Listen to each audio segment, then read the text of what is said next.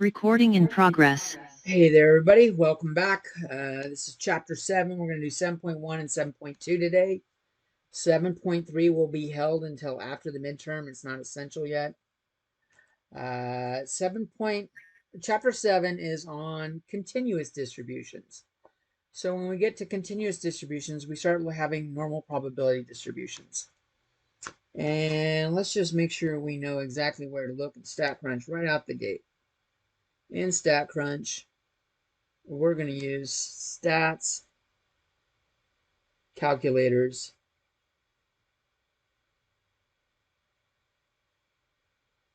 and normal.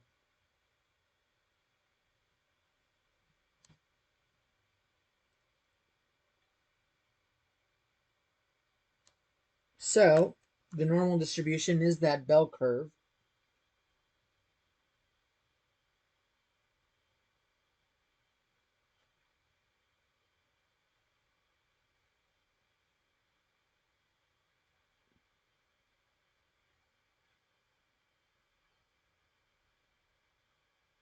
Trying to make it look about the same on both sides.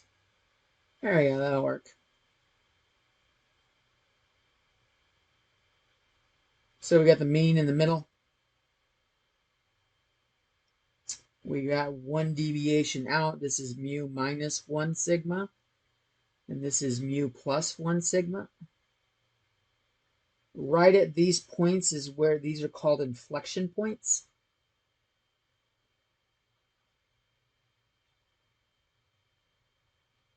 And it's kind of where the curve starts changing. Here it's getting steeper, steeper, steeper as we go to the right. And right at this inflection point, it starts to slowly curve up. And the same thing going the other way. It gets steeper as we go left, and then at the inflection point, it starts to curve up. And it happens to happen at one deviation either way.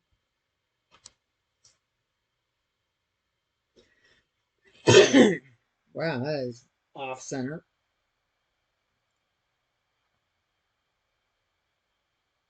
Do that. That's a little better. So it's symmetric. The bell curve is symmetric,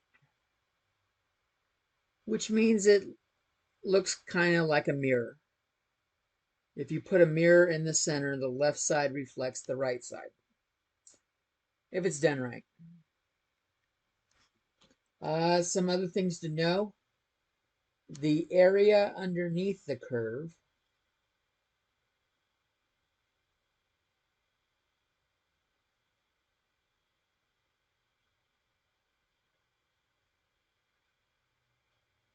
equals 1, which is effectively the same as saying 100% when we shift the decimal point twice.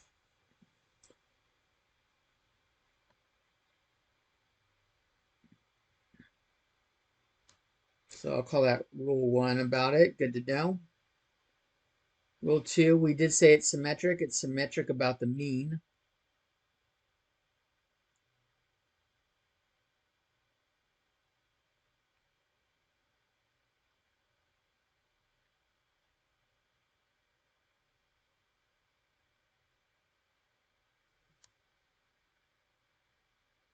And for a true bell curve, the mean is the median on a perfect bell curve.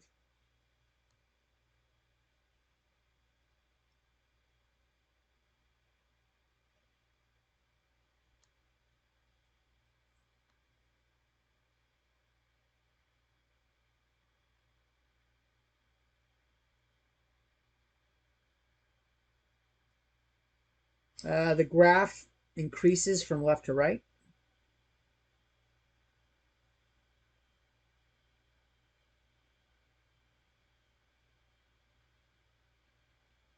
Along the x-axis, which is this bottom line we have here. So that's my x-axis.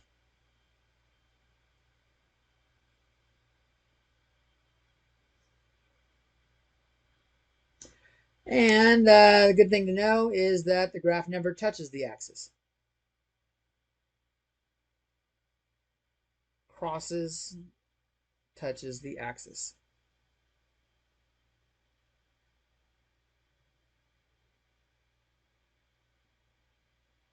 It doesn't matter how far out you go to the left or the right, you'll always be able to zoom in and see a gap. It never touches.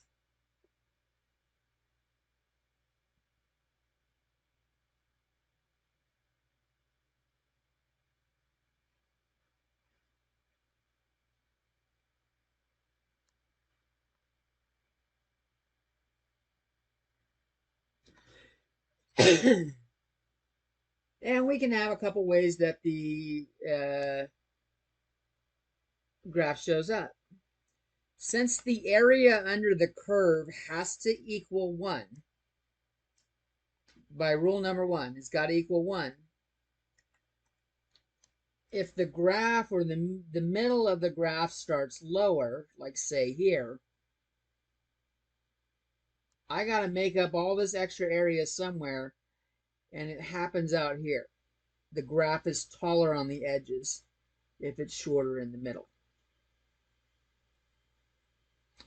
And when this happens, standard deviation is higher. So standard deviation right here might be 2, whereas for here, standard deviation is 1.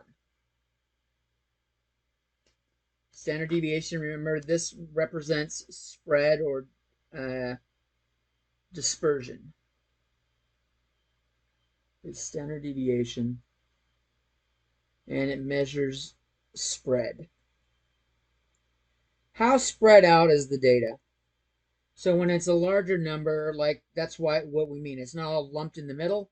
It's kind of making a flatter sand dune. That should be a D.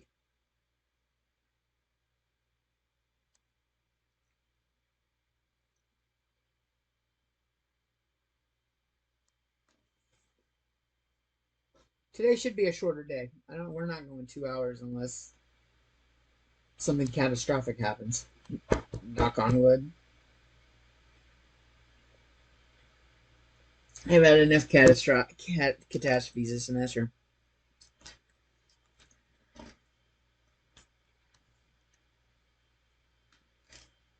I'll leave it up for another minute, and then we'll take it away to put some more up.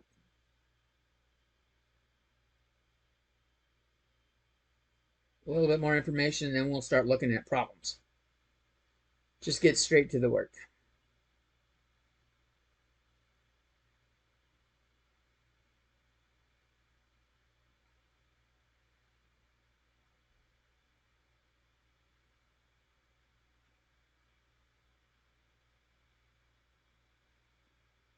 Actually, probably not. I'll probably erase some of this and edit this one because I don't want to redraw the graph.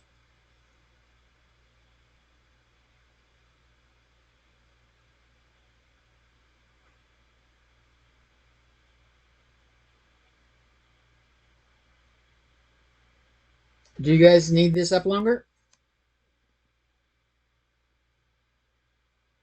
I'm good. You're good? Okay. Anybody else? 3, 2, 1, and I'm going to start erasing. Okay.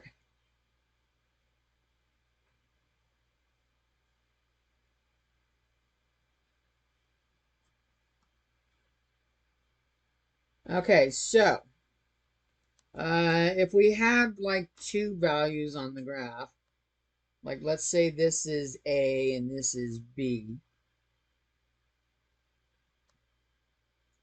and we have this region shaded for, maybe I'll get rid of the orange line.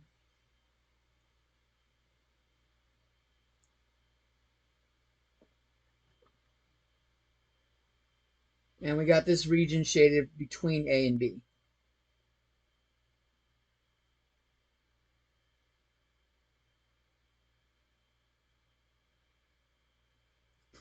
Like that. Okay, so we can say 2 things about that. For a given area,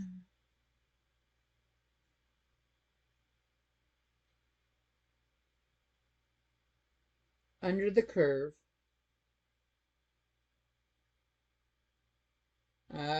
between two values kind of thing.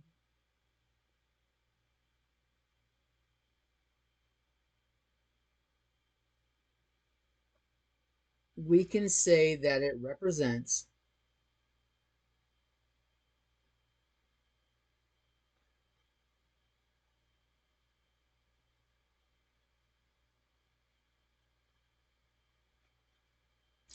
two things.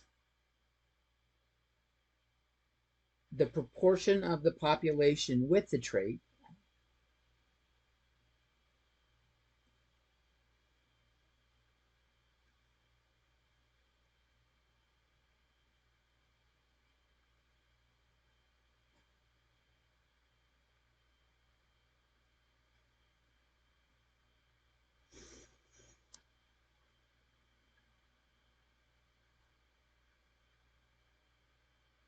and the other option, that doesn't look like a good boundary right there. And the other option is if a random person is selected,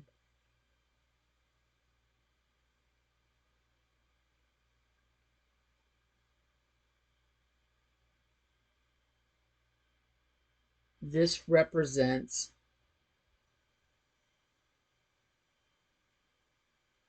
the probability that they possess the trait.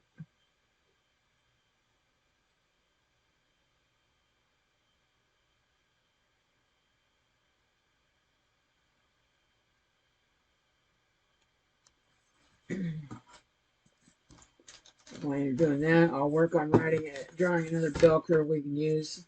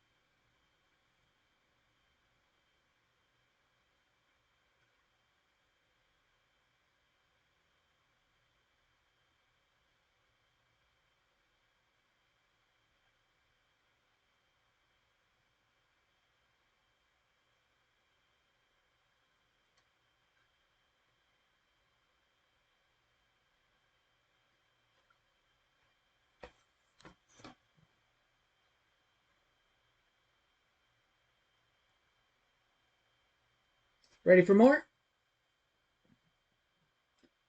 If you need that up longer, let me know and I'll bring it back. Otherwise, I'll move it on.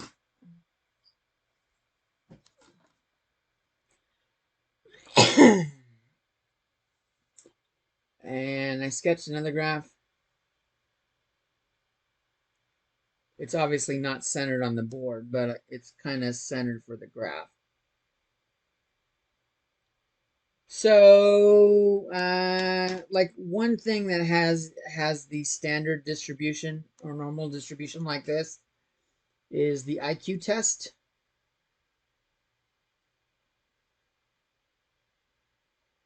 Has a mean of 100 and a standard deviation of 15.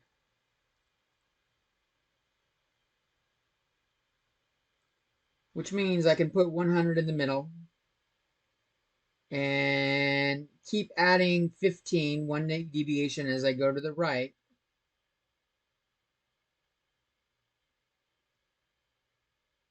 And keep subtracting 15 as I go one deviation to the left.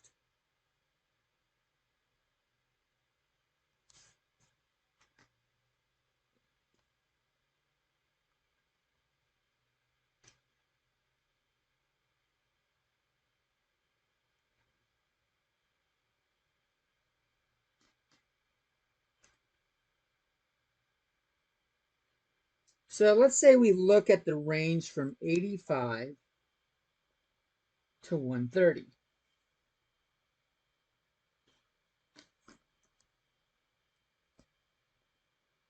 '85 is right here.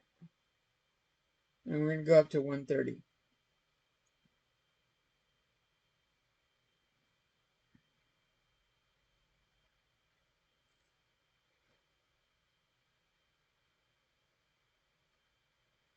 From the empirical rule table, we know, let's just break it into regions rather than drawing what I did.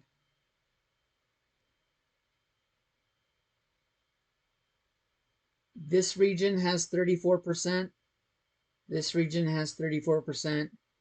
This region has 13.5%.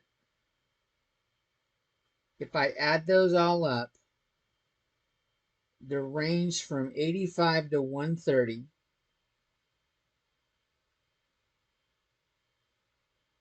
has 0.815 area of the area.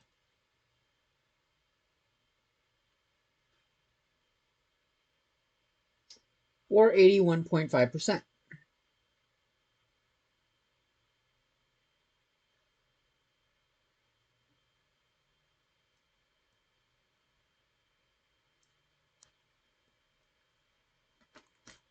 So basing that on what we were just saying, talking about this says one of two things. 81.5% of the population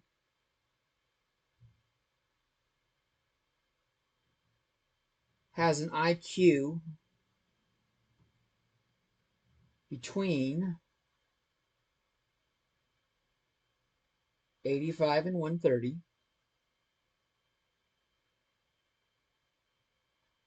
That's the first interpretation. And the second interpretation is the probability that a randomly selected person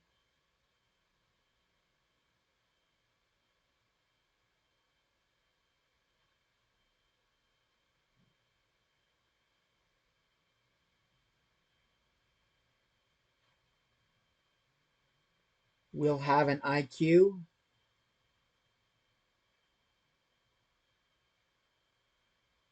between 85 and 130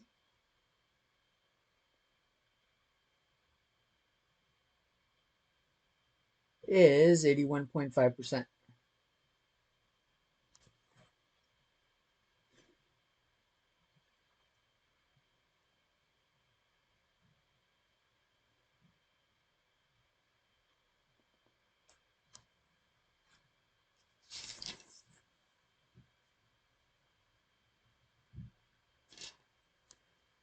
Good thing about homework, homework problems will tell you, maybe I should add the caveat usually, that it is normally distributed.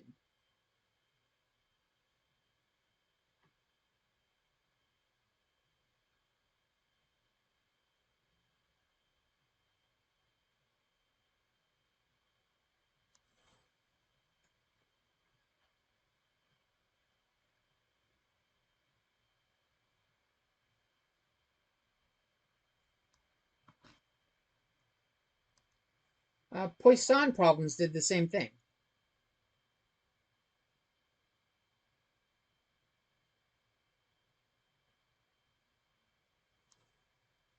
In fact, usually the only one that doesn't is that binomial distribution.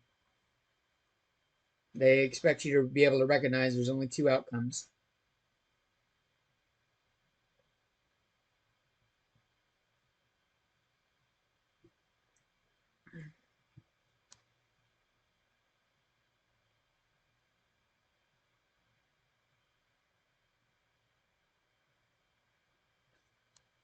Someone's got a typo on this website. That should say 99.7 right there. They got the percentage right down here, but they don't have it in the text right up here. That's a fail.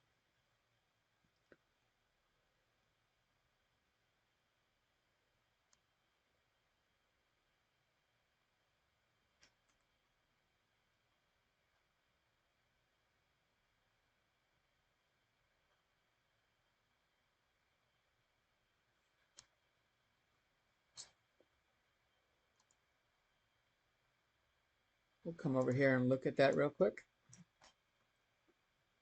Stats, calculators, normal.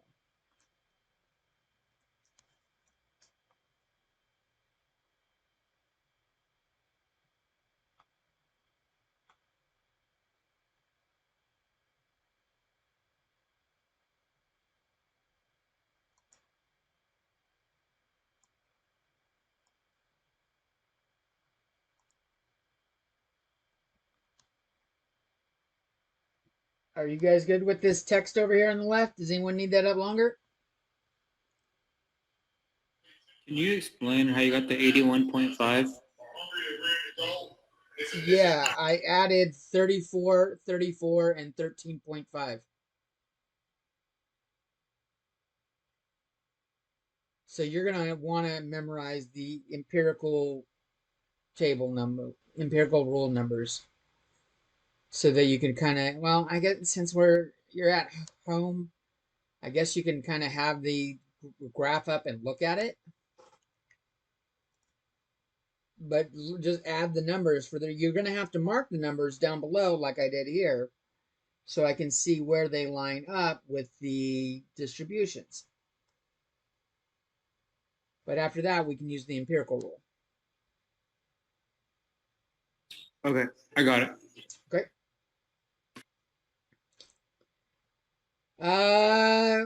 I do want to point out before I take this tab away, notice that the only two symbols I have available to me right now is less than or equal to and greater than or equal to on the normal calculator.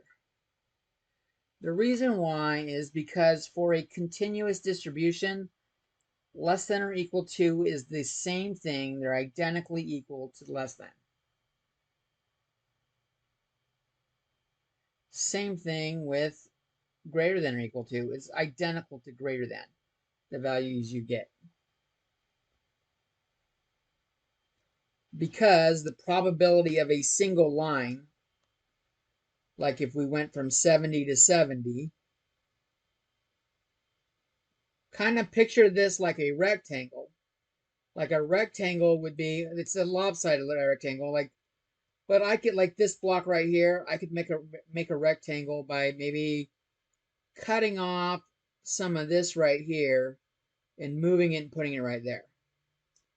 The area of a rectangle is length times width. This is a rectangle that has no width. It's length times 0 for that rectangle, because there's no box. It's just a single line. So the area is 0. And so the important thing to recognize is that less than or equal to is the same as less than. Greater than or equal to is the same thing as greater than. And we will start looking at some problems.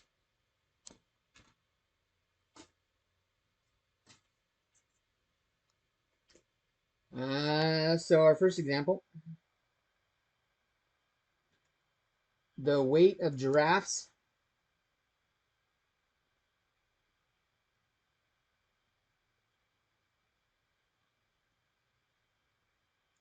is normally distributed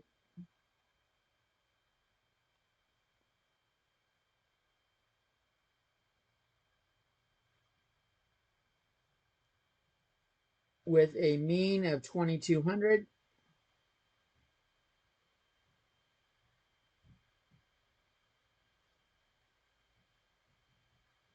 pounds,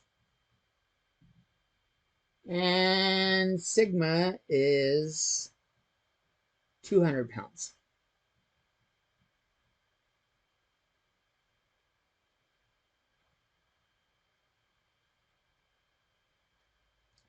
And we want to draw the distribution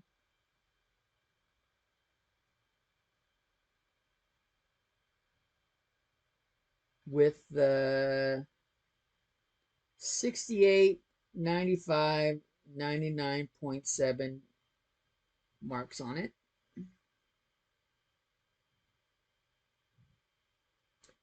Kind of like, what the hell?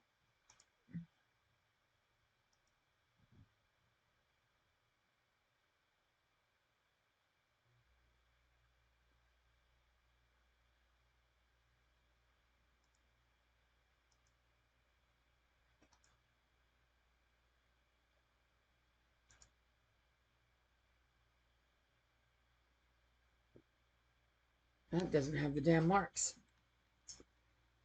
Rude.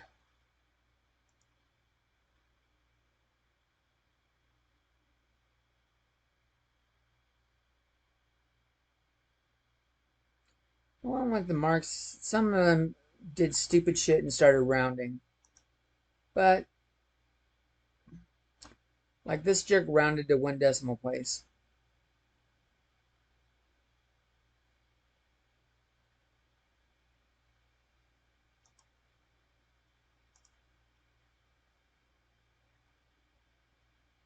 And you still can't see the pictures. Damn it.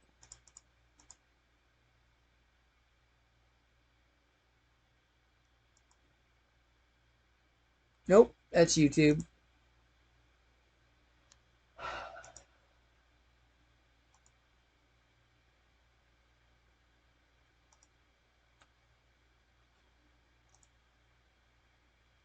Really?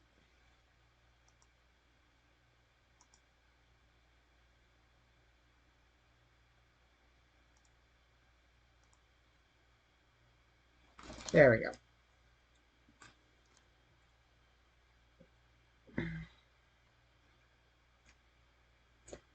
So we'll do that, and then part B will be shade the area to the right of 2500.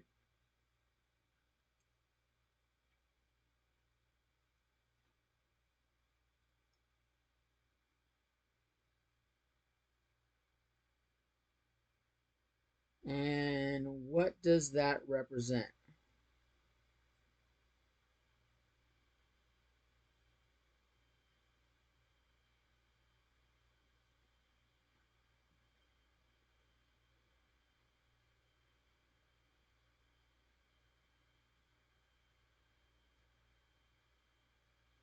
So we'll draw a curve.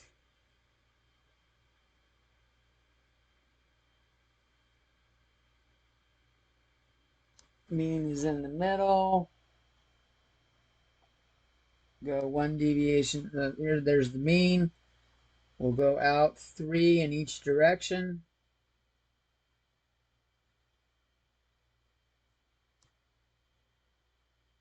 It says the mean is 2200.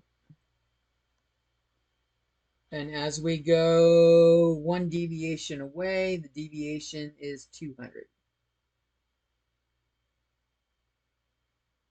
So add 200, I get 2400.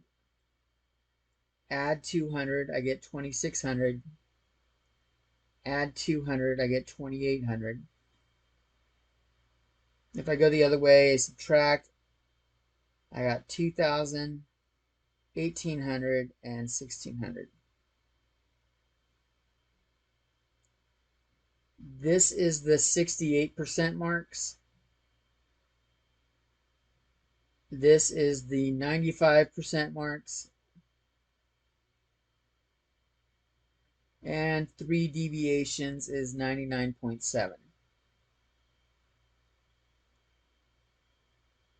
And those numbers are gotten by adding up these regions.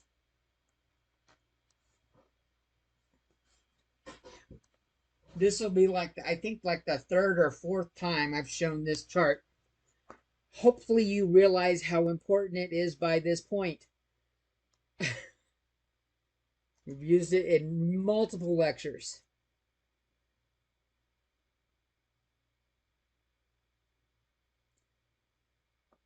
This is called the empirical rule.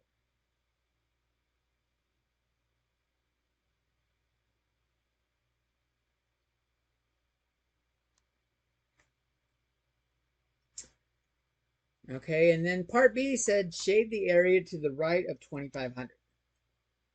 So 2400's here, 2600's here, 2500 is right there. That's about 2500. And it says shade to the right.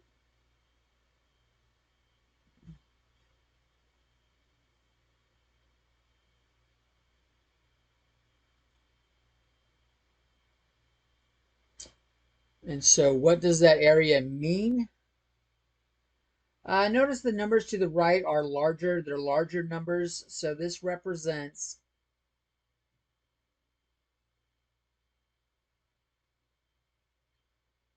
the proportion of giraffes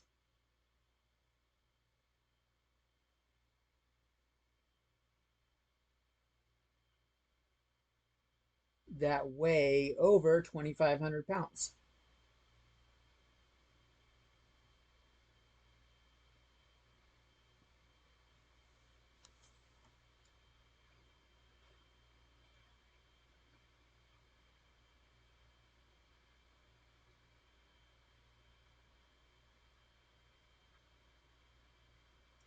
That's the first interpretation.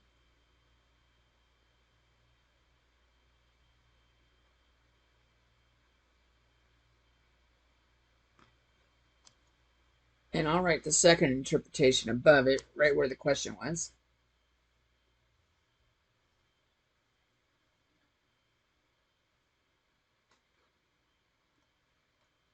The second interpretation is the proportion or the probability that a randomly selected giraffe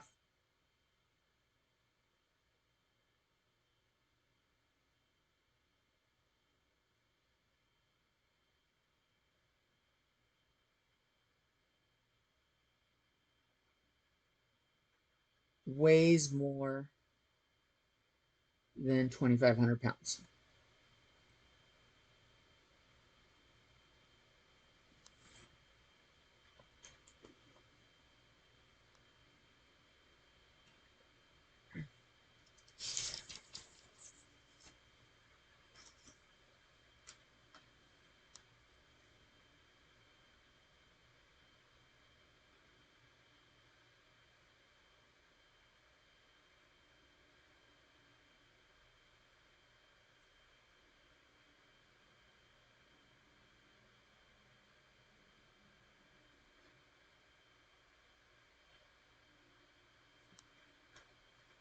And if we look at it in StatCrunch, we can figure out what it is.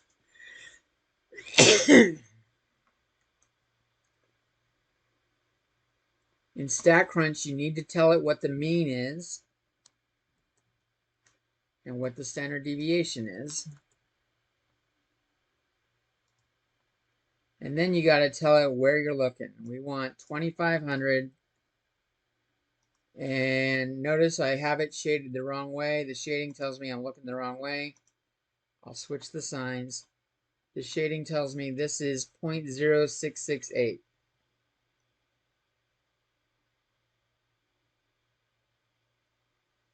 Or 6.68%.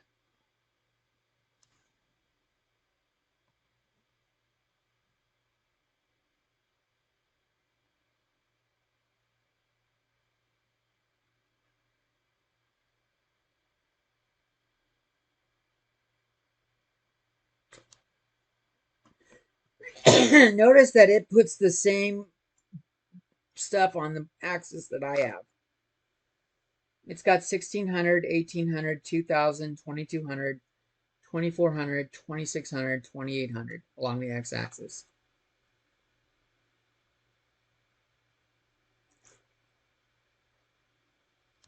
And if I click on between, oh, it doesn't have it. It used to have it. I guess it automatically has it now. Oh yeah, it does. It used to not necessarily show the numbers. It just automatically shows the numbers now at the bottom.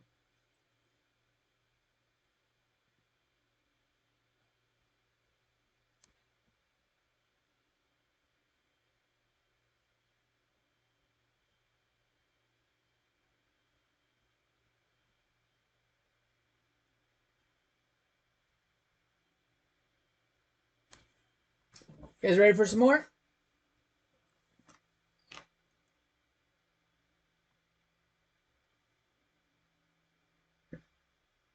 Yeah. Let me know if I need to bring that back.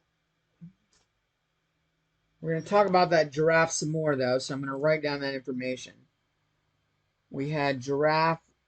We had 2,200 pounds was the mean, and the standard deviation was 200.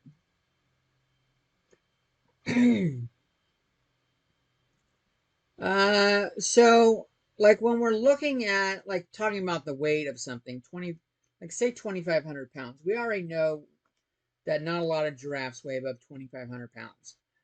What about gorillas? I don't know. Gorillas maybe aren't big enough. Maybe like an elephant. Elephants Probably a are little way big. more. Maybe a baby elephant. Let's go baby elephant. It's a good, because a big elephant, a normal elephant should be well, I don't know. That's a good question. How much do elephants weigh? We got Google nowadays. We don't have to go to the library to find out. So I want to find something that has, close to between 4,500 and 11,000 pounds. Holy shit. The largest elephant on record was 24,000 pounds. 12 tons. How much do baby elephants weigh?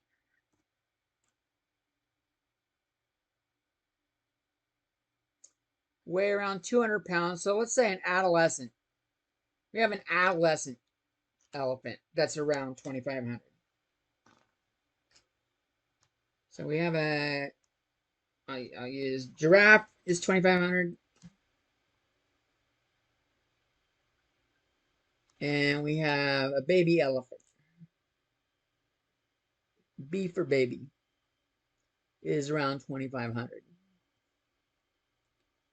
And we don't know whether or not these are big or not. Like which ones, like is the giraffe monstrous compared to the baby elephant?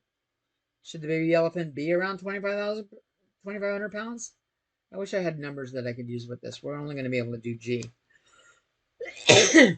When you're trying to compare things from different groups, where I'm going with this is to compare things from different groups.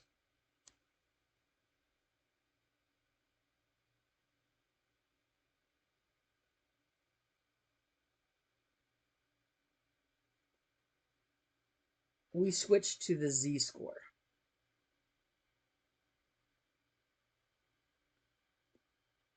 And I'm pretty sure we talked about this before when I was talking about the heights of men versus the heights of women.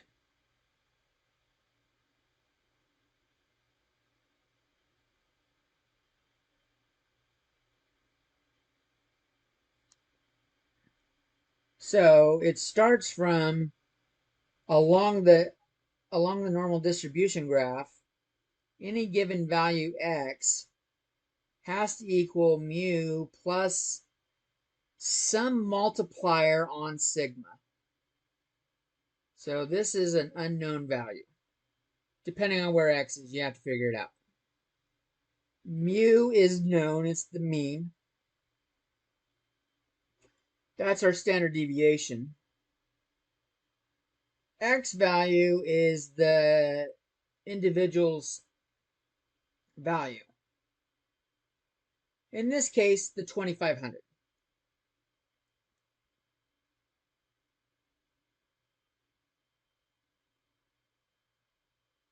So we know that's to the right of this. Figuring out z-score, like when we looked at it pictorially, 2,500 was halfway between 2,400 and 2,600. This was one deviation and this was two deviations. I'm guessing this is about 1.5 deviations because it's halfway. But if these numbers were like not so easy to work with, like how could I find that 1.5? Well, we can find it with this thing right here. We don't know z, but we know everything else. So the formula for z-score is you do x minus mean divided by sigma. For those of you that are comfortable with algebra, solve this for z, and you get that. It's the exact same equation rewritten.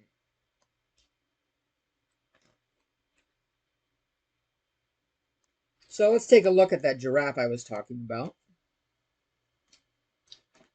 We said the giraffe was 2,500 pounds. That's our X value. We know the mean was 2,200.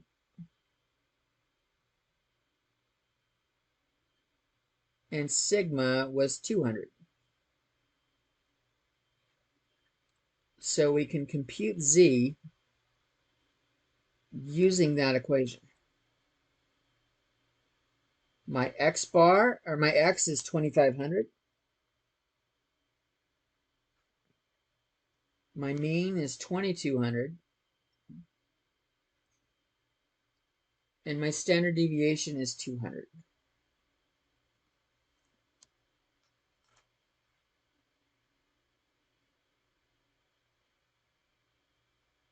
If you throw this in the calculator and don't use parentheses, you're probably going to get the wrong amount. We need to do the stuff on top first. 2,500 minus 2,200 is 300. And the bottom is still 200. 300 divided by 200 is 1.5.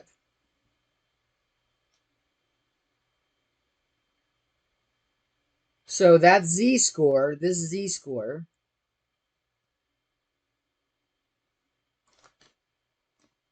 is telling me on this empirical rule chart how many standard deviations I have to go over to get to the 2,500. Here's the center. That's 1. 1.5 is here. That's what the z-score tells us. How many standard deviations to go over.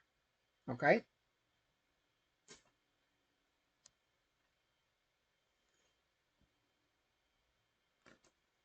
The nice thing about when you have z-scores for everything, the z-score, the graph, the distribution, the bell curve for z-scores,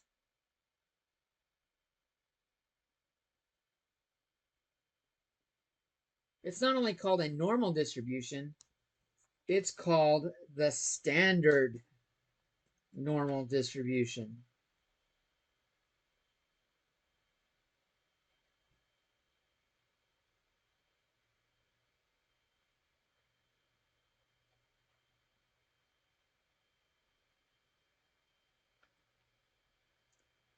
And what's special about it is the mean is 0 and the standard deviation is 1.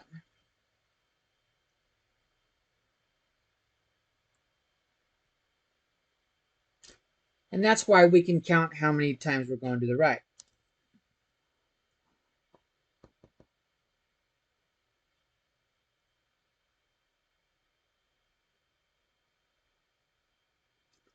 And the standard normal distribution is the topic for 7.2.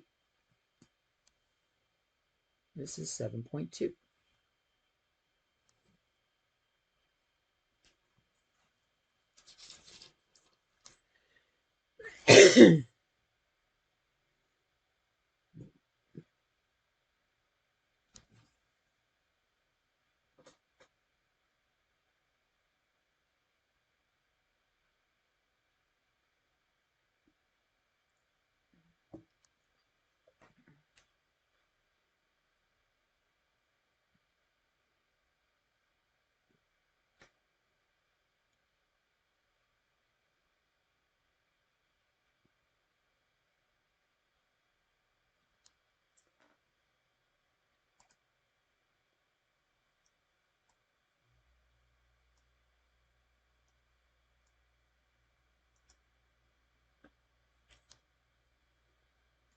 And guess what's handy about StatCrunch?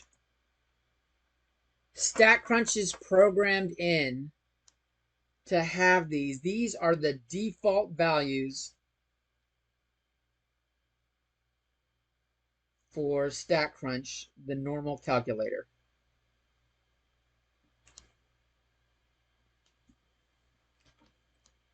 Check it out. We do stats, calculators, normal. And the mean starts at 0 And the standard deviation is 1.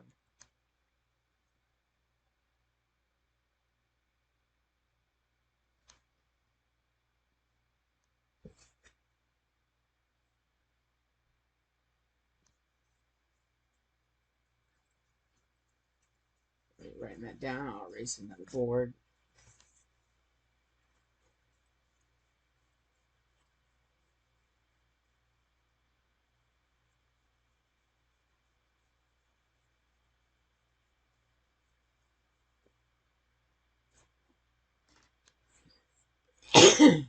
You guys ready?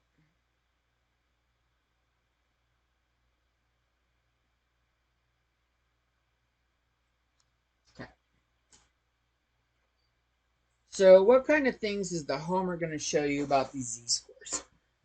Well, I want to get you guys comfortable with z-scores, so we're going to do a couple exercises as a group. Hopefully you guys have access to your computer. You can load up StatCrunch. I think doing this together is beneficial. But I need to give you some information on what they'll ask you. So if we see something like z with a number right here, like for example z 1.2, what this is telling us is that they want us to find the probability that z is less than 1.2. This is shorthand notation for that.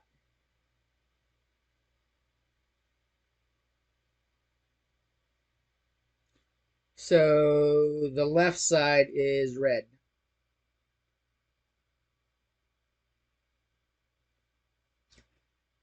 If they use z alpha, something like this, and say 1.2, this is like asking for it to be greater than.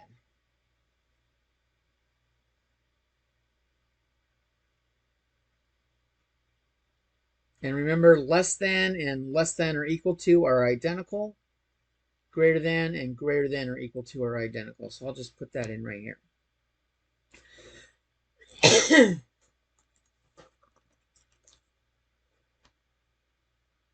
So we'll find it. What is the probability? Well, they don't. I wish they use z here. They use x. We're going to use z. Just pretend it's z. And we're going to just put in 1.2. And I've already got the less sign. And I'm getting 0.885.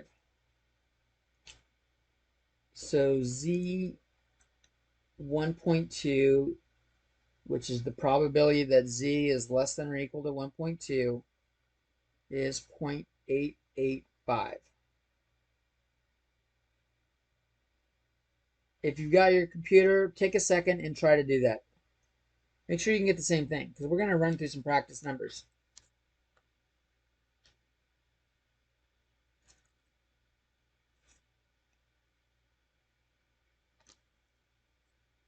In fact, let me give you a few to calculate and give you a couple minutes to do it. Let's find z of negative 2.1. Let's do z 0.6. Maybe I should say 0.6. Oh, you know what? Why don't we just do z equals 0?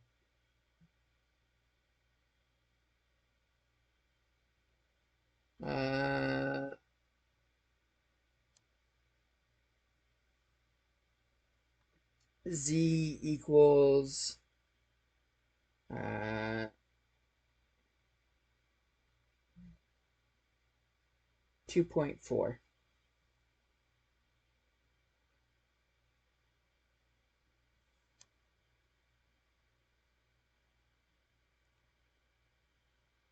If you're doing this at home, you're watching the lecture video at home, please pause the lecture video or let it run for a minute, and because I'm going to have the students in class do it. Try to calculate these values in StatCrunch. Make sure you get the same thing I do. There are problems like this on the midterm. There are calculate Z things. This is definitely a testable question.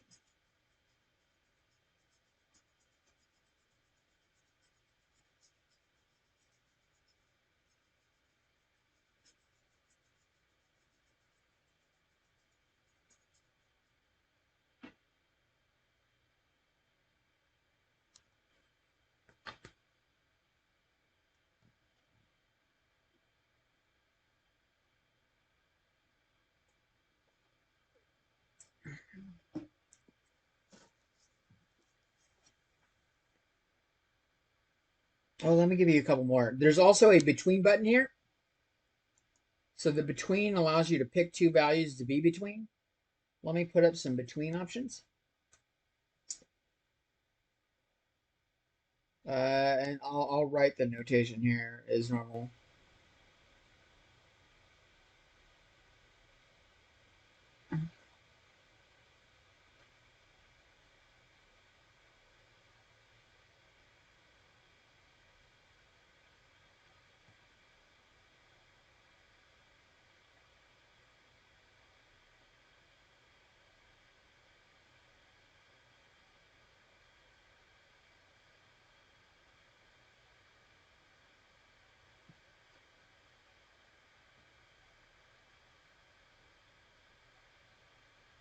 Maybe let's go with 3.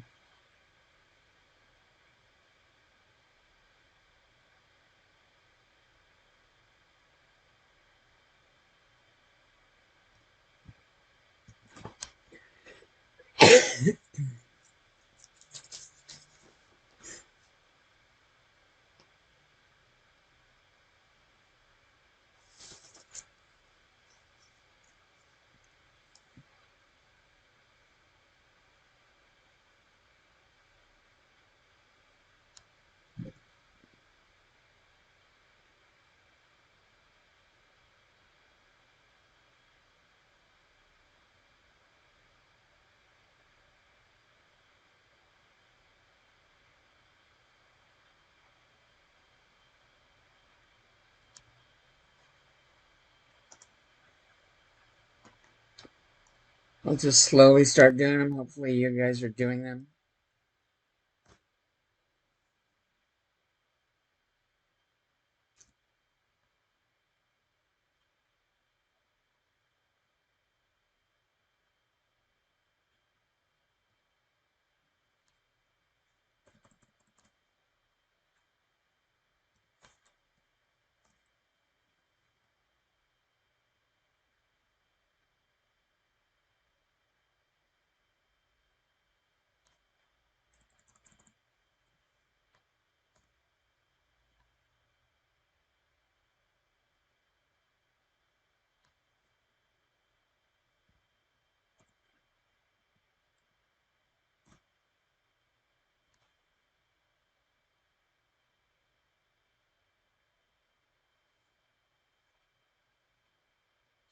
Now I need the between.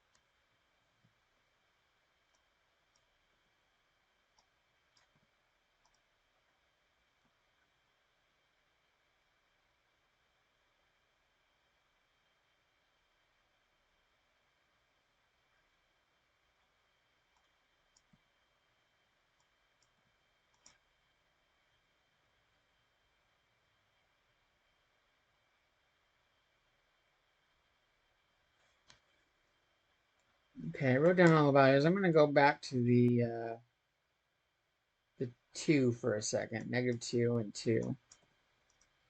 Oop.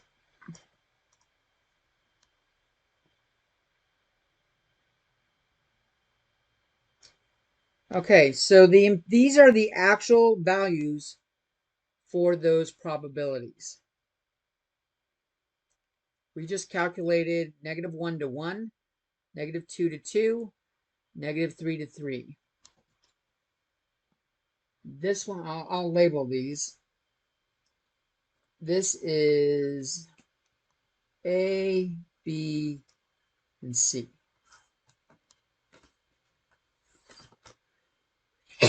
A says -1 to 1. A is, another way of saying A is within 1 deviation. B is within 2 deviations. And C is within 3 deviations.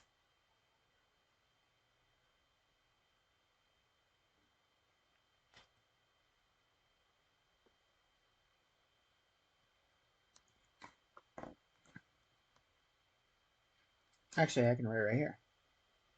Well, this information, this is what the empirical rule gives us.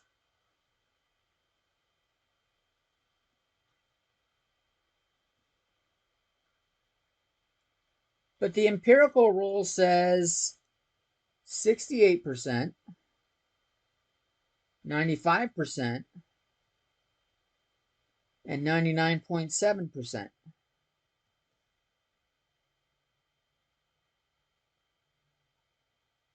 If I turn these two percentages down here, I have 68.27%, 95.45%, and 99.73%.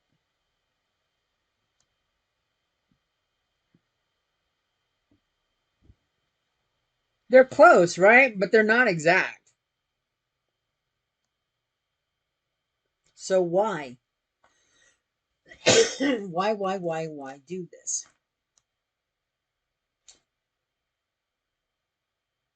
And I'll tell you.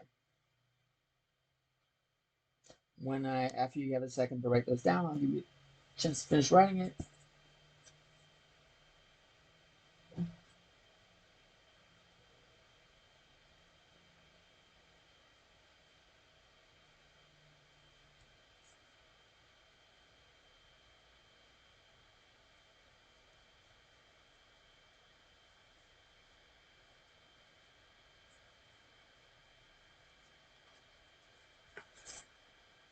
You guys ready for some more?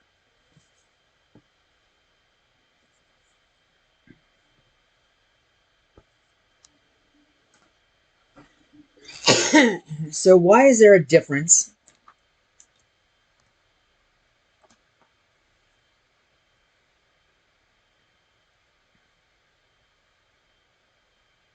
between the empirical rule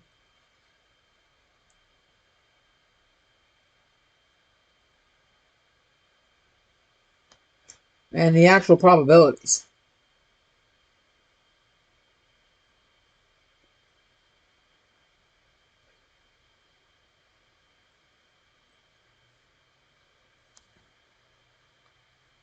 And I'll rewrite them just as a reminder of the differences.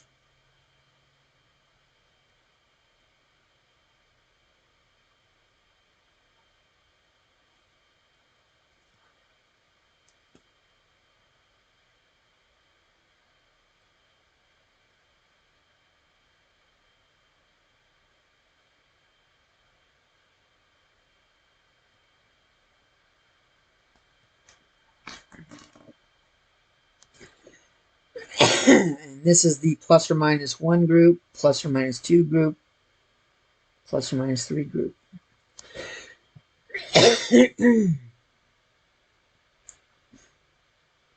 So the reason why is actually it's related to these values right here.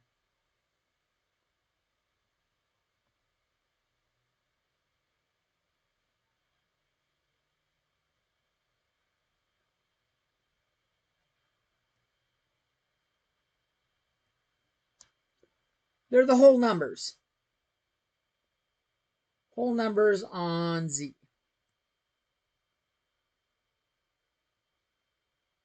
Well, the technical name is integers. Whole numbers don't have negative numbers. Integers do. But I think everyone kind of gets the idea of whole numbers if we're not talking math lingo. So those are the whole numbers. And they show up enough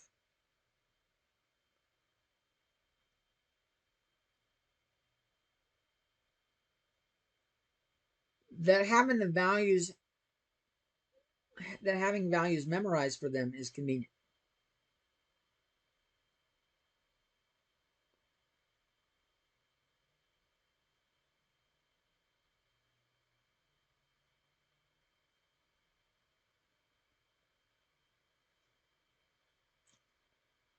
And 68, 95, 99.7 is a hell of a lot easier to remember.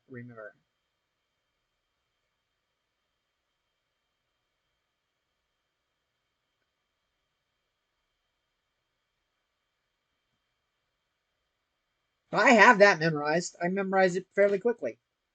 I do not have these memorized. And I have taught this lecture, I'm going to say at least 12 times. No, more than that.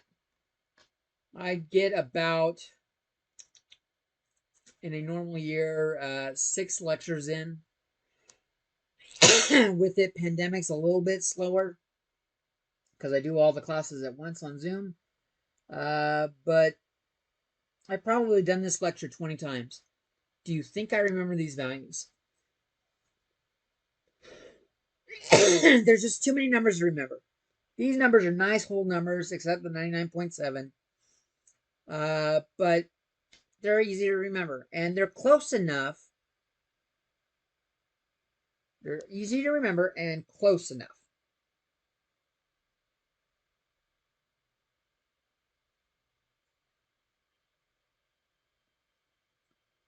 If we really need precision, we don't use the empirical rule. So your general rule of thumb, when you see this, when you see problems in the homework, when z or x, it should be z, when z is an integer or a whole number, use the empirical rule values. That's what the homework is expecting you to do.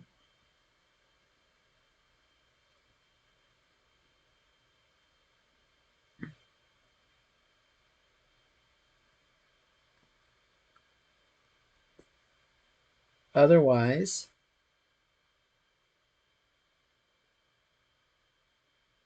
stats, calculators, normal.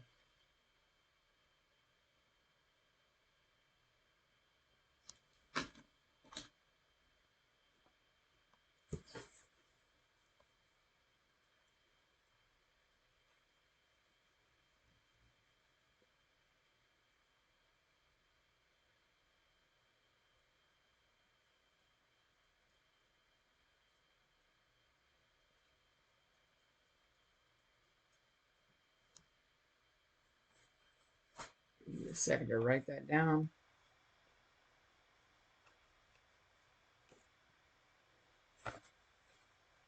And then we'll do some example problems.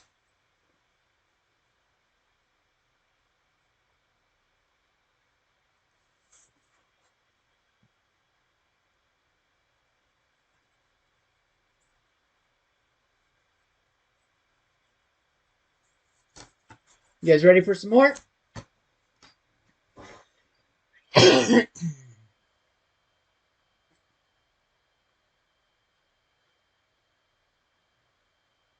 All right. I will assume so, unless I hear otherwise. So our first example is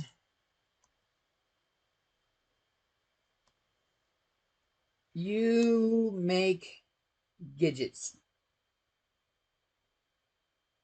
Oh, that's a lame name. Let's call them gizmos. You make gizmos for a company.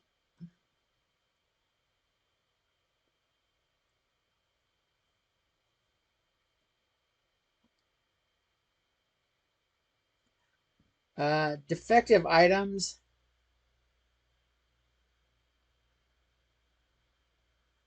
Or gizmos deviate a lot from regular.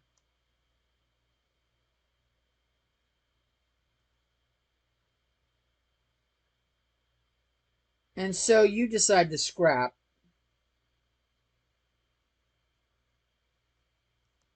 Or your company decides to scrap.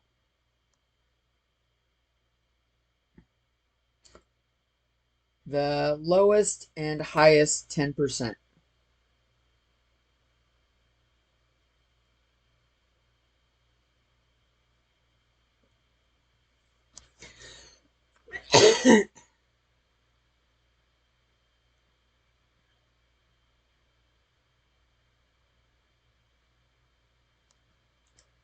Find the z-score cutoffs.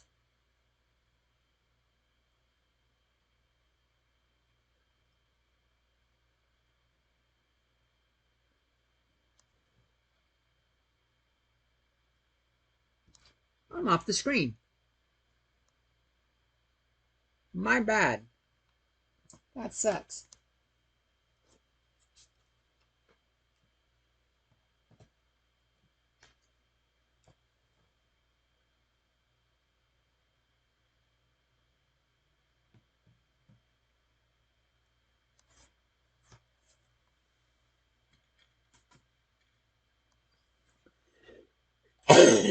Give me another 30 seconds to write down, and then I'll show you how to do it. There's a couple ways to do it.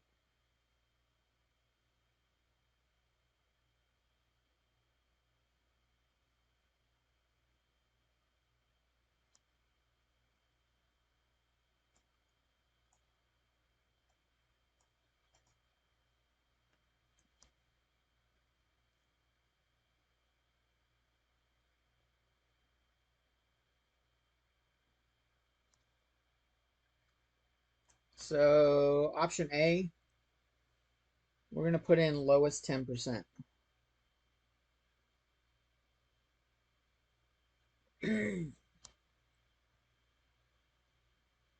So like 10% of the area.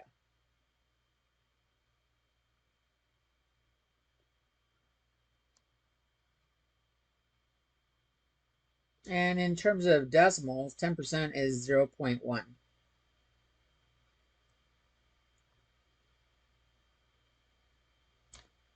So what I'm going to do is I'm going to go to the normal calculator, and I don't know what the z-score is. I don't know what this value is right here. I don't know what that is. So instead, I'm going to go over here and click on the area, and I'm going to type in 10%. Notice when I start typing in there, the center block goes blank. I still have this. This is blank. And I'm going to put in this box is where I'm going to put the 10%.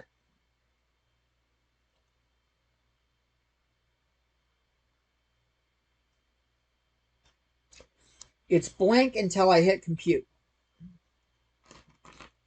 And when I hit compute, it tells me the value is, we'll just do 2 decimal places, negative 1.28.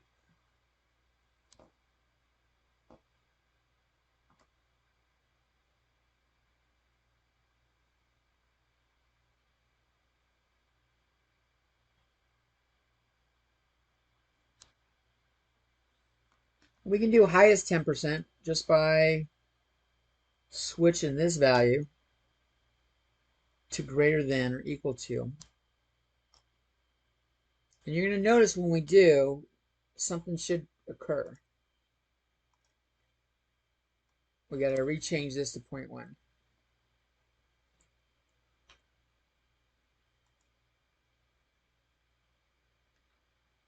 I get the same value, but not negative, right?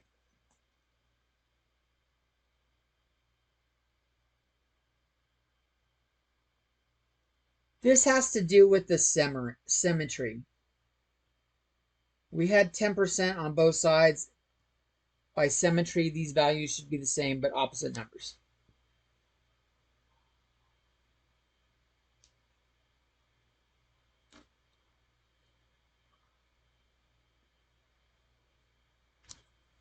The other option is, what percentage do we want to keep?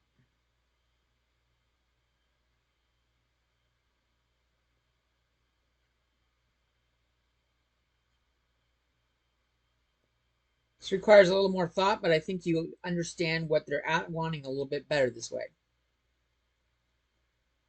If I'm trying to get rid of the 10% on the left and the 10% on the right, what I'm trying to keep that we're not scrapping, keep this value. Well, this has to add up to 100%. So 100 minus 10 is 80%. I want to keep 80%. So I can go to between and put the 80% over here.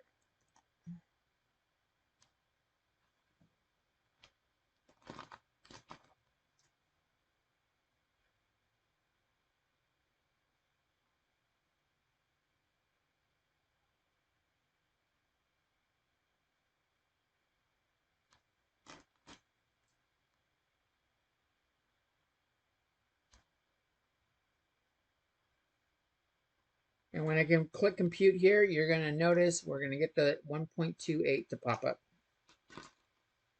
It says negative 1.28 over here and 1.28 over here.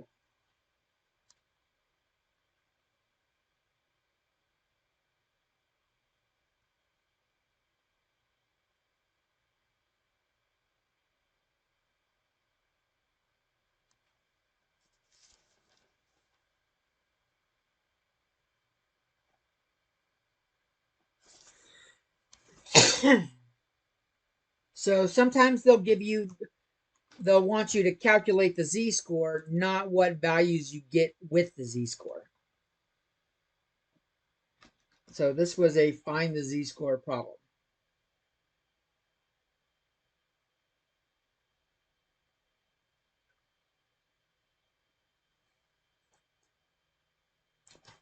So is the next one.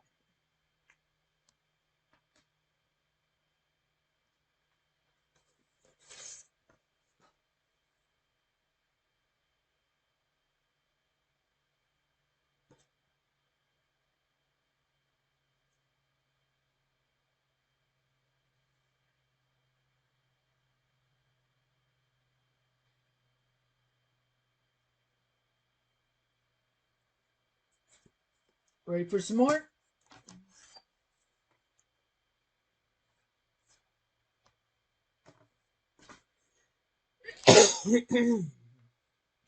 GRE scores.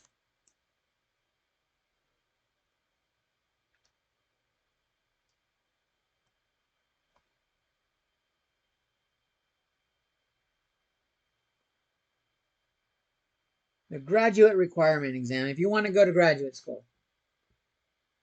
Graduate GRE scores are reported as percentiles.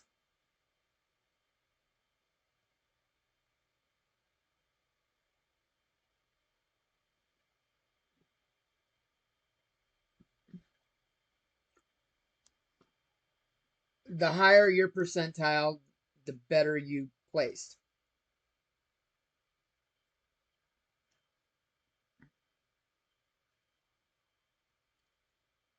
The more people you were better than.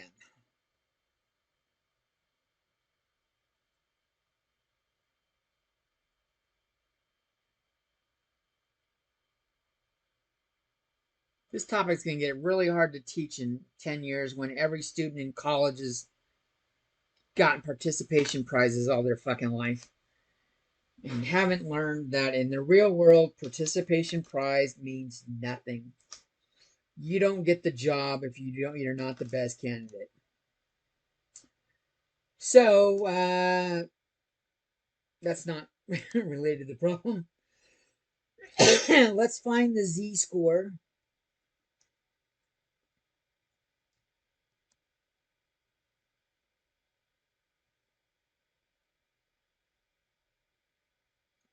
or let's say 88th percentile. 88th percentile.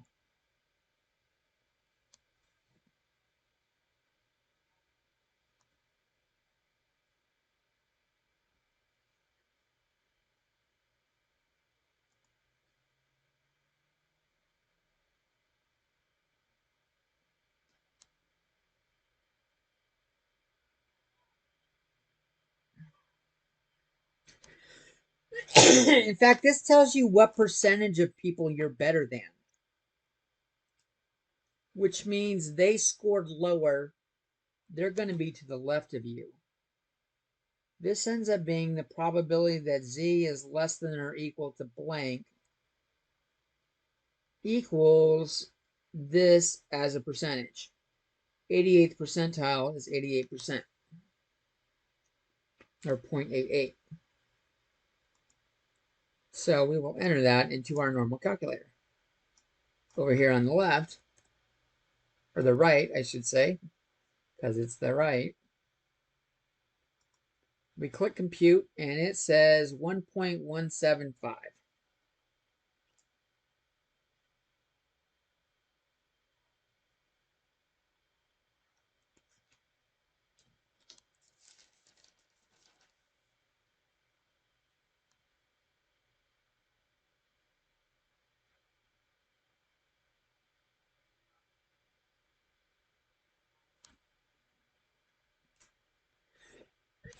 So general rule of thumb moving forward,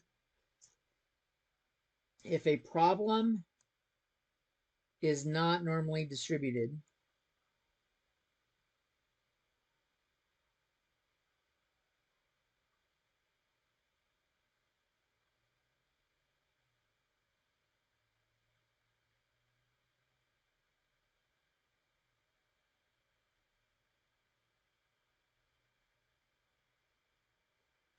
like say it's skewed,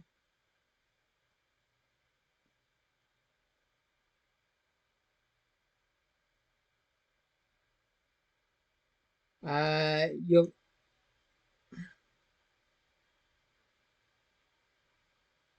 the best way to compare this to other things is convert to z-score.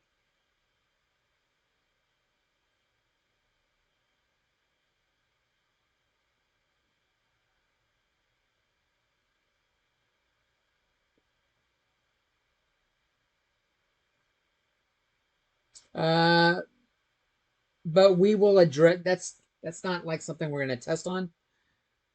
You'll see that coming up when we're doing stuff in like after the midterm, and we'll update mean and standard deviation. So we'll do this later.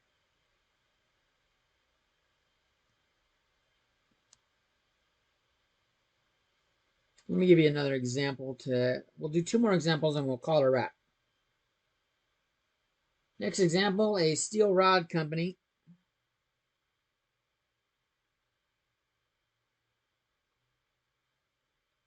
produces steel rods, obviously,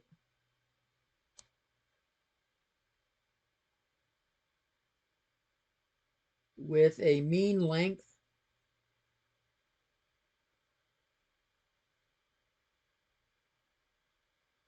of 100 centimeters and a standard deviation of 0.45 centimeters.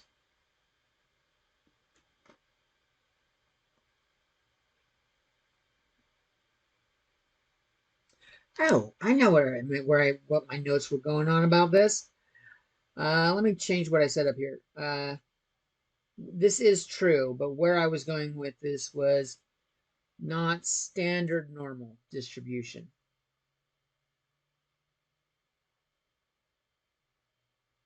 Like the problem we have here.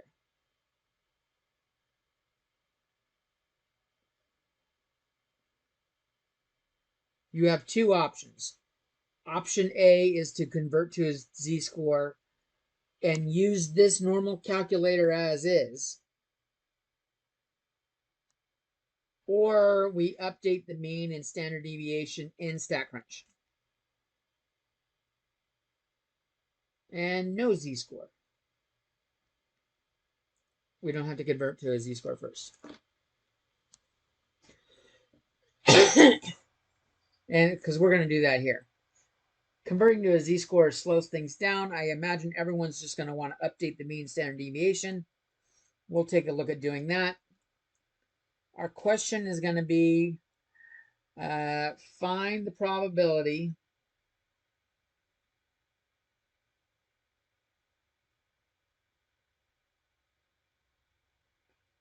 that a randomly selected rod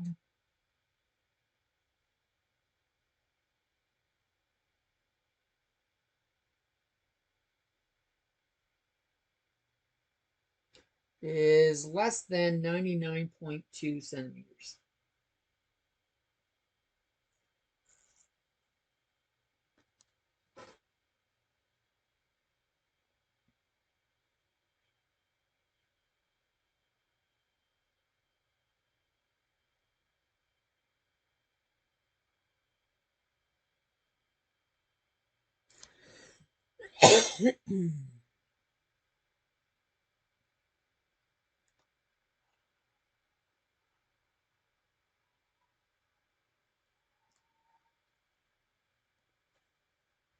Okay, so we could convert to z-score. Remember, the z-score would be x minus mu over sigma, which would be the 99.2 for the rod minus the 100 for the mean, standard deviation 0.45, and we could use this in the normal calculator. That's too much work. I'm lazy. So rather than doing stuff that makes me use my brain, I want to avoid that as much as possible. I am going to just change this to say 100. 100, not 200. I'm going to change this to say 0.45. And now I can use x exactly like it is. Less than 99.2. X is less than 99.2.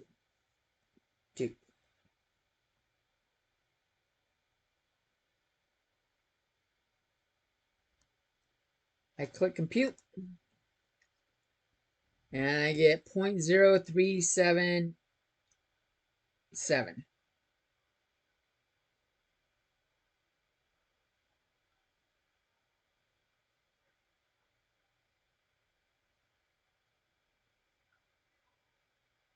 And that's the probability this z is less than that value.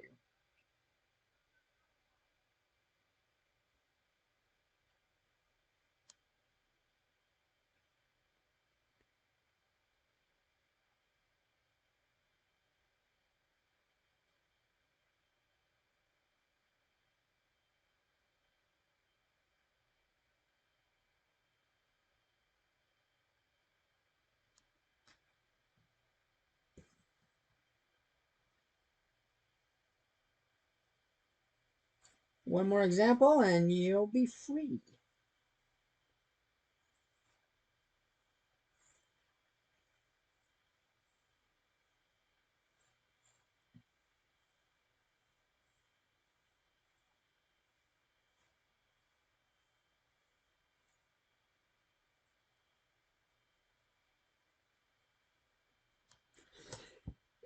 You guys ready for more?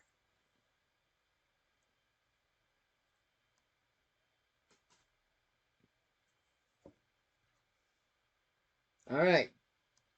This problem is on the gestation period for human pregnancy.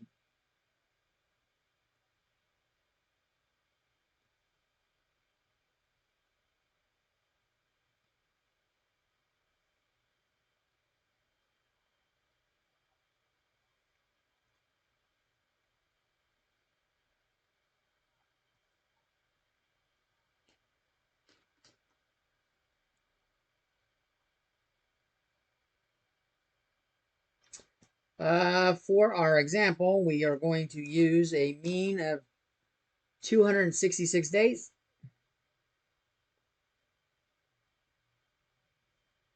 with a standard deviation of 16 days.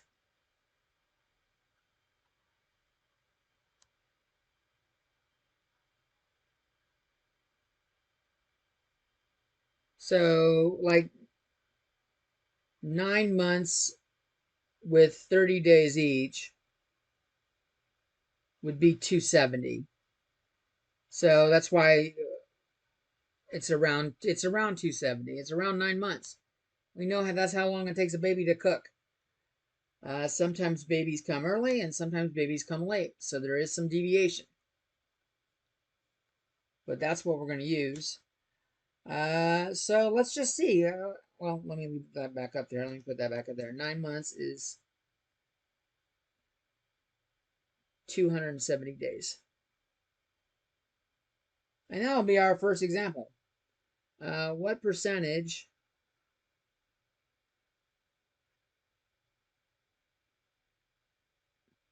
of pregnancies take more than 270 days?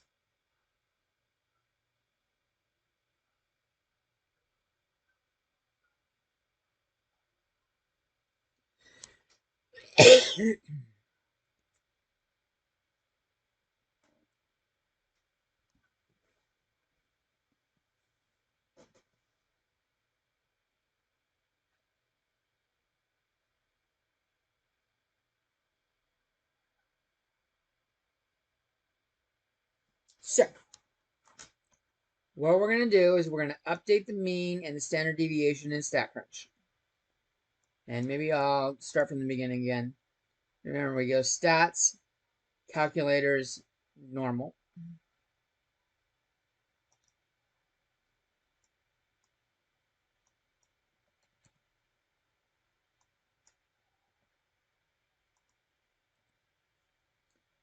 And we want greater than or more than 270 days.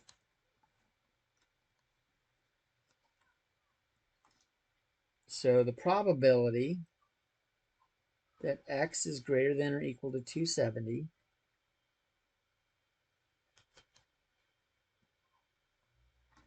and we click compute and we get 0.4013 to 4 decimal places, which is 40.13%.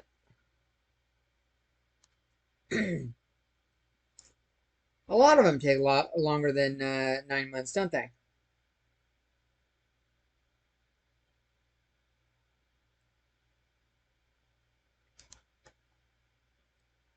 Next topic in this same line is, it's a sad category, but very preterm babies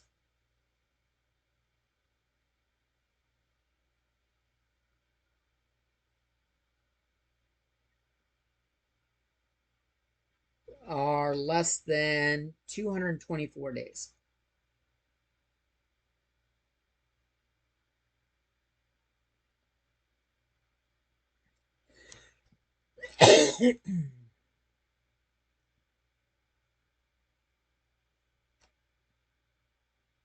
Which is around 7.5 months.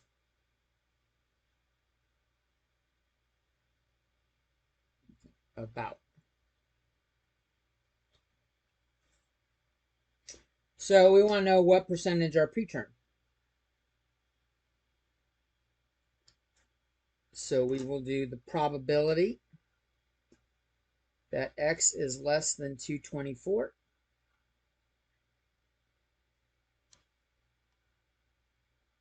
I don't need to change the mean and standard deviation. It's still the same problem. So I'll just update the probability section. There, oh, there, okay. That's where it shows the 68. Okay, this is what I wanted to show you guys earlier. I'll show it to you in a second.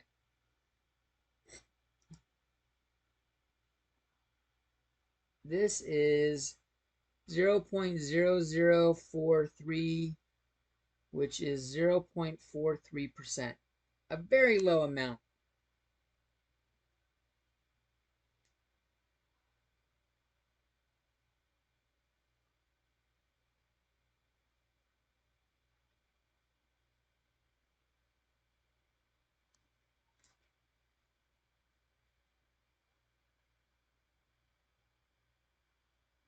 And we'll do one more question, and then I'll point out what that 68, 95, 99.7 ticks does. The final question. How'd you get? Go ahead. How did you get 0.43%? Did you multiply by 100? Yeah. When you convert to a percentage, Okay. you multiply by 100. Or shift the decimal place twice, which is the shortcut for multiplying by 100. But that's exactly what I did. Same thing with this. You multiply by 100, which is the same as shifting the decimal place right twice.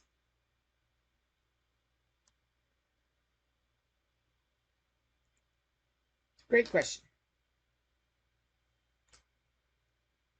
So what gestation period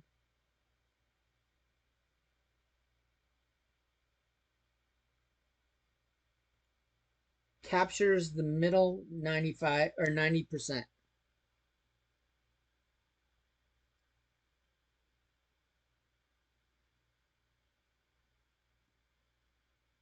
Rounded to the nearest day.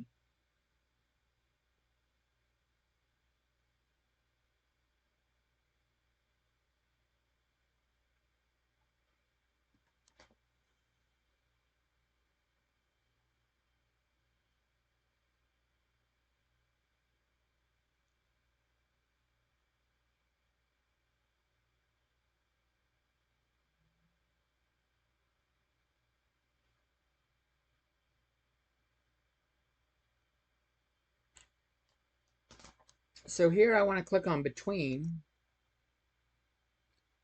and I want to set that right side equal to 0.90. That would represent 90%. And we click compute.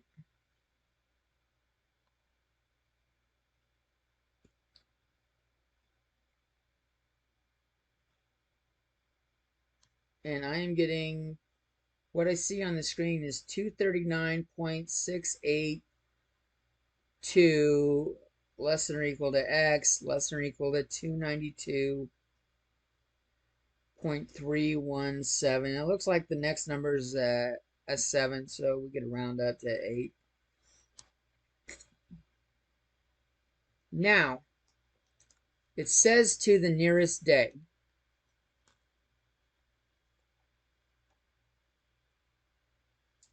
The nearest day is, I should round up on this one and go to 240. And 0.31 says I should round down. Right? This would be rounding. Let's just see what the probability is of that. I need to capture 90%.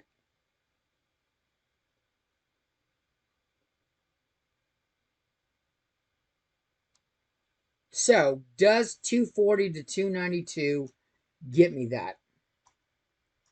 240, 292.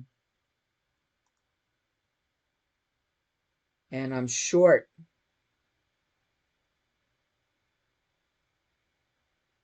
I don't have the full 90%.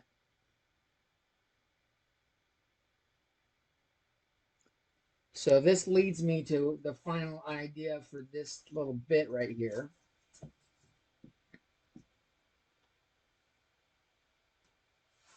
Oh, we're here making a mess.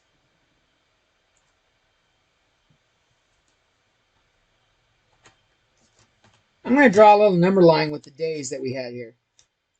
So we had, like the actual values, say 230. I'm going to do 239.7 and 292.3 just to do a little example right quick. And when we rounded, 240 is in a little bit. 240 is a little bit higher. And when we rounded the 292, we went to the left a little bit. We went to 292.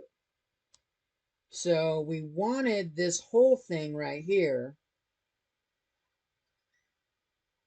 by rounding the way we did, which is correct mathematically, we no longer meet the criteria.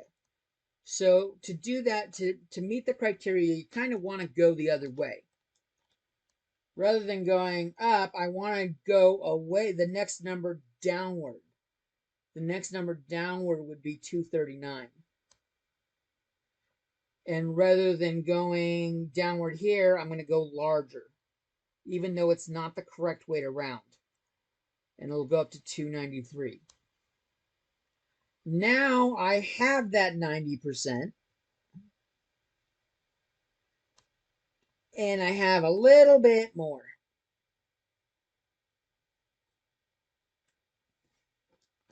How much more do I have?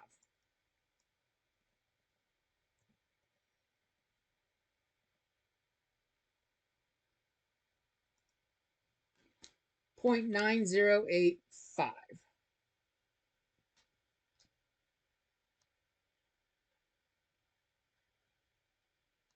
Which is about 90.85%. So we captured more, but they wanted the nearest day, and we needed the 90%. So if they ask you a problem in the Homer like that, they're expecting you to still end up with the 90%, which means round outward when you're doing the inner amount. Like here we had the inner amount, so we rounded outward.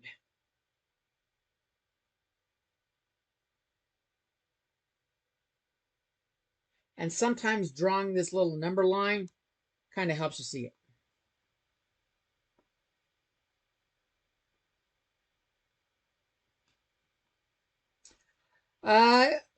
On this problem, we had mean is 266 and standard deviation is 16. Whenever you use the normal calculator and your mean is not 0 and standard deviation is not 1, a new thing pops up, this 68, 95, 99.7 ticks. Notice that I don't see 260, they don't show the mean on this graph, 266. If I click on 68, 95, 99.7, watch how this x-axis right here changes. It now switches to showing the 266 and doing deviation increments of 16. So when mean does not equal 0 or sigma does not equal 1, the 68, 95, 99.7 ticks thing on button will show you those marks.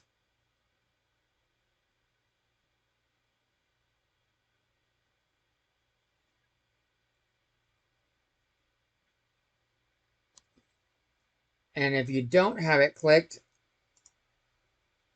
it just uses even number increments that are easier on the screen, basically.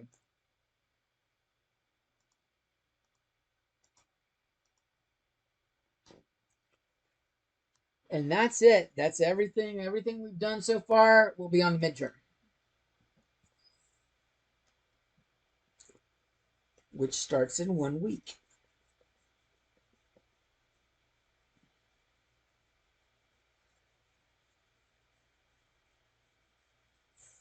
Do you guys have any questions?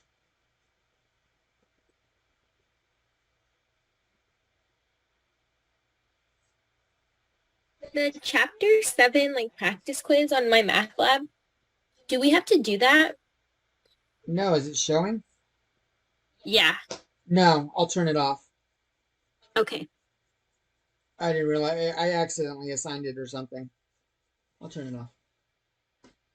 Thanks for bringing that to my attention.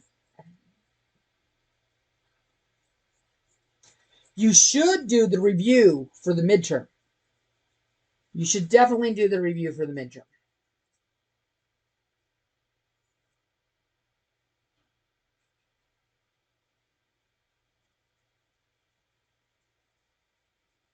Any other questions?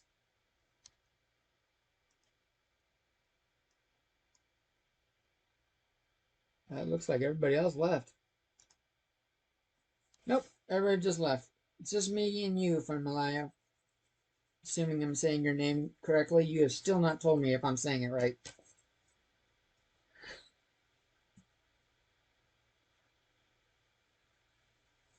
I will stop the video.